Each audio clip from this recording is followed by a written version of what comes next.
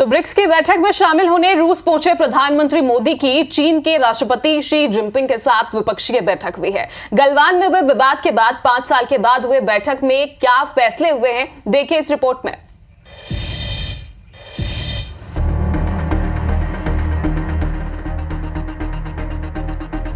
ये तस्वीरें उस मुलाकात की है जिस पर दुनिया की निगाहें टिकी हैं और हर किसी के जहन में एक ही सवाल है कि ये जो मुलाकात हुई है, जो बात हुई है, उससे रिश्तों पर जमी बर्फ कितनी पिघली।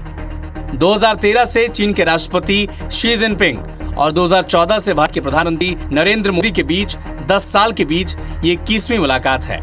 ऐसे में इस मुलाकात के मायने इसलिए भी अहम है कि अपने अपने देश में राजनीतिक स्थिरता के प्रतीक ये दोनों ताकतवर नेता एलएसी पर भी स्थिरता बनाए रखने में कितने कामयाब होंगे। सवाल इसलिए क्योंकि 4 साल पहले इसी अक्टूबर महीने में जब महाबलीपुरम में दोनों महाबली राजनेताओं की मुलाकात हुई थी तो उस वक्त नियमित मुलाकातों का सिलसिला बन रहा था, द्विपक्षीय वार्ताएं हो रही थीं। दोनों नेताओं की बॉडी लैंग्वेज दोस्ताना रिश्तों की नई पटकथा लिख रहा था। लेकिन इसके अगले ही साल चीन ने गलवान हमले को अंजाम देकर इन सब पर ब्रेक लगा दिया। अब एक बार फिर कजान में चल रहे ब्रिक्स समिट में मोदी और शी जिनपिंग मिल रहे हैं। इससे पहले पूर्वी लद्दाख में सेनाओं के गश्त पर समझौता कर 4 साल से चले आ रहे गतिरोध को खत्म करने की दिशा में एक बढ़ते कदम के संकेत सामने आए। ये समझौता कितना अहम है, इसे पीएम मोदी के एक्स पोस्ट से समझा जा सकता है, जिसमें उन्होंने लिखा है कि राष्ट्रपति शी जिनपिंग से कजान ब्रिक्स समिट के दौरान मिला। भारत चीन संबंध हमारे देशों की जनता के लिए और क्षेत्रीय वैश्विक शांति और स्थिरता के लिए महत्वपूर्ण है। आपसी विश्वास, पारस्परिक संवेदनशीलता द्विपक्षीय संबंधों का मार्गदर्शन करेंगे।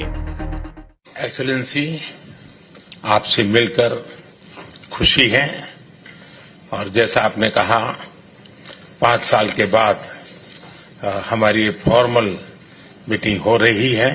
सीमा पार पिछले 4 वर्षों में उत्पन्न हुए मुद्दों पर बनी सहमति का हम स्वागत करते हैं। सीमा पर शांति और स्थिरता बनाए रखना हमारी प्राथमिकता रहनी चाहिए।